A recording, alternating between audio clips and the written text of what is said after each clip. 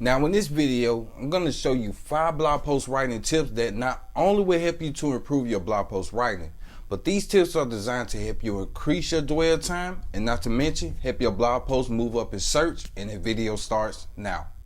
What's up, hustlers? Chris Morgan here with bloghustlers.com. Welcome back to my channel, the channel where it's all about helping you build your blog, create awesome content, and helping others grow.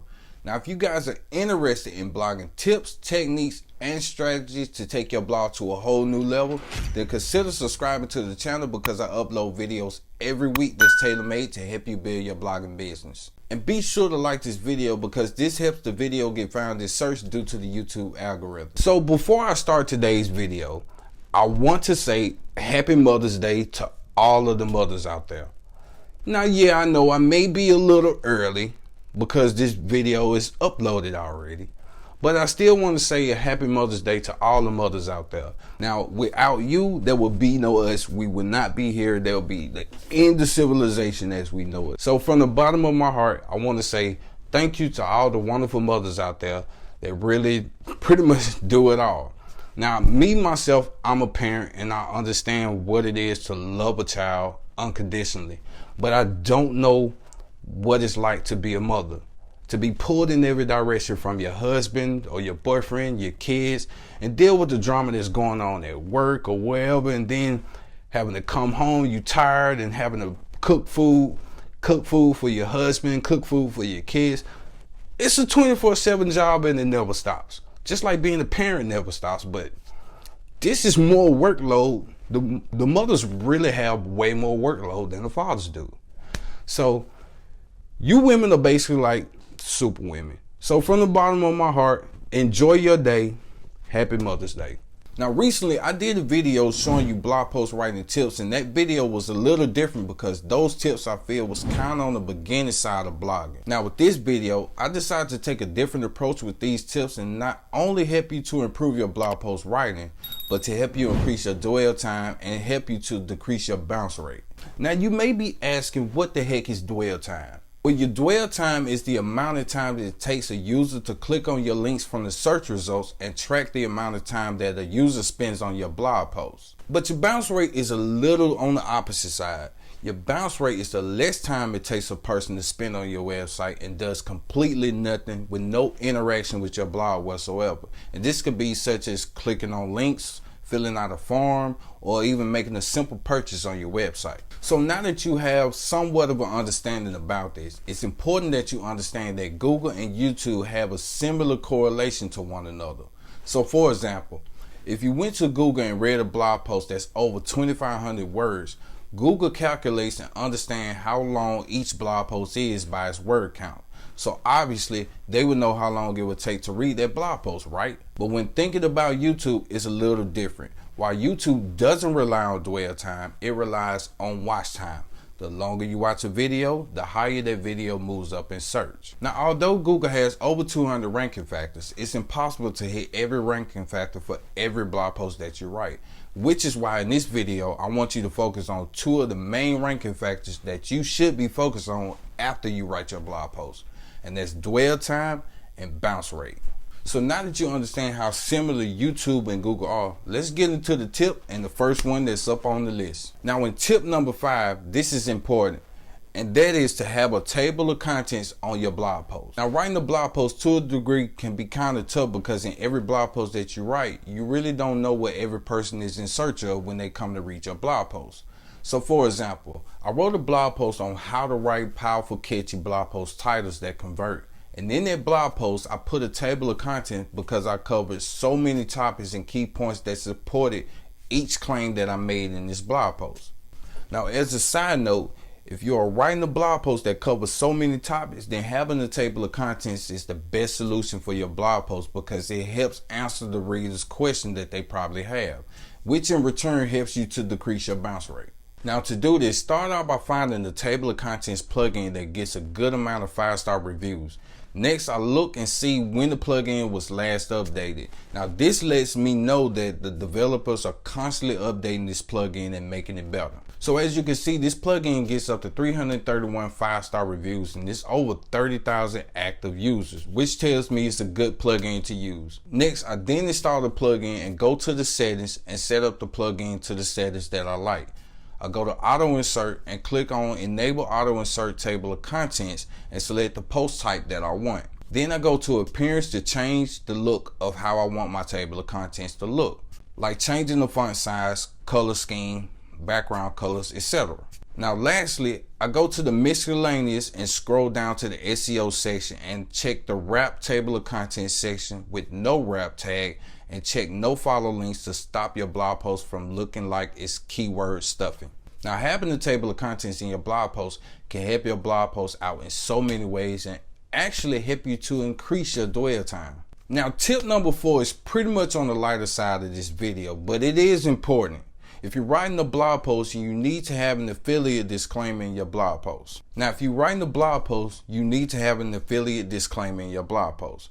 Now, when having an affiliate disclaimer, this lets your readers know that it is affiliate links within your blog post. Now, you may be thinking, this may hurt my dwell time and it could increase my bounce rate. But don't worry, I have a solution to counter your bounce rate from increasing in a situation like this.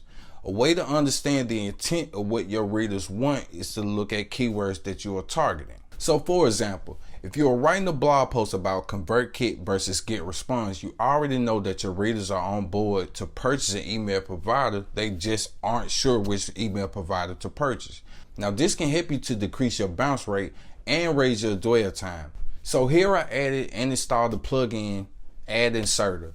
After activating it, I then went to settings and type in the section my affiliate disclosure in the black box. Here you can put basic HTML and add things like italics, bold letters, or even hyperlinks. Now, I want to point out, although I'm not a lawyer, I recommend that you read the official FTC guidelines on affiliate disclosure to be compliant with their regulations. Okay, next up on the list is tip number 3. Now, tip number 3, you want to add related blog post topics to your post. Now, this tip is real important because if you want to grow and build that dwell time through other blog posts to the post your readers just got done reading, then doing this is exactly what you need. So, for example, if you wrote a blog post on how to start a Facebook business page, then it would make perfect sense to have other relevant blog post topics that are related to that blog post, right? Now, by having this on the end of your blog post, you can dramatically increase your dwell time and have that read on your website just a little longer. If your reader made it to the end of your blog post, then obviously your content is valuable and you want to keep that session going. Now, also, this sends a clear signal to Google that your content is good and valuable, which can help you to increase your blog post rank in Google. And in some cases, if this happens a lot, your post will get ranked on the first page. So here I downloaded the plugin, yet another related post plugin. This plugin allows you to introduce relevant content to readers through pages, posts, or even custom post types. So here you want to go to settings and select from the pool.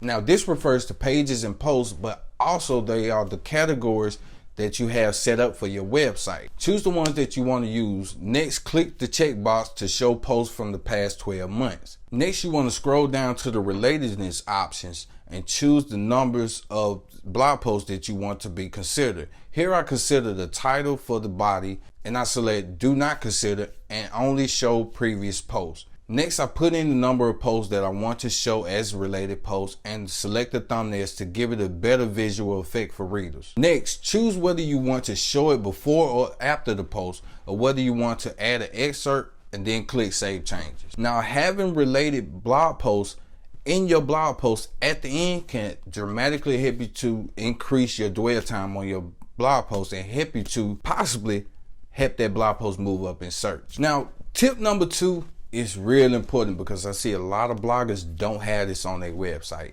and that is to have a progress reading bar on your blog post. So as an example, if you click on the post and it tells you how much time it's going to take you to read that post, believe it or not, this one small thing can help you to increase your dwell time. So imagine coming to read a blog post and it's super long, around 4,000 words, which tells you it's going to take you around 30 minutes to read it from beginning to end. Now imagine if you had a progress bar and it showed you the exact time, which will take you 18 minutes to read that article, it don't seem so super long, right? Now, if readers aren't familiar with you, without having this would damage your dwell time and raise your bounce rate. Now, having a bad bounce rate sends a signal to Google to let them know that this is not quality content, and this will cause your blog post to lose its rank in Google if your blog post is already ranking. So having a progress bar in your blog post will help your readers to eliminate the thought of a super long article, because it only helps them to see the real time it's going to take them to read that blog post from beginning to end. So as you can see here, I already have a progress bar that I created for my WordPress theme. But to make things easier without the coding, I started out by downloading a plugin that gives both factors to show the reading time and to display the reading bar. So here I download and activate the plugin ReadMeter. Next, I go to settings and select whether I want to use it for pages or for posts. Next, I set the branding colors and how many words per minute I want. So let's say around 100 words per minute. But keep in mind, you can always adjust the settings to your liking. Next, I click save, and then I go to the next tab over, which is read time, and click on show estimated read time on a single post and set it to above the title. Set the colors to your liking and then click save. Next, you want to go to progress bar. Now make sure you set the display position to the top of the page and set the background color and primary color to your brand colors, and set the thickness of the reading bar and click to save the changes. Now the next part is a little tricky depending on where you want to set it. So here, as you can see, I have a progress bar in my header of my WordPress theme.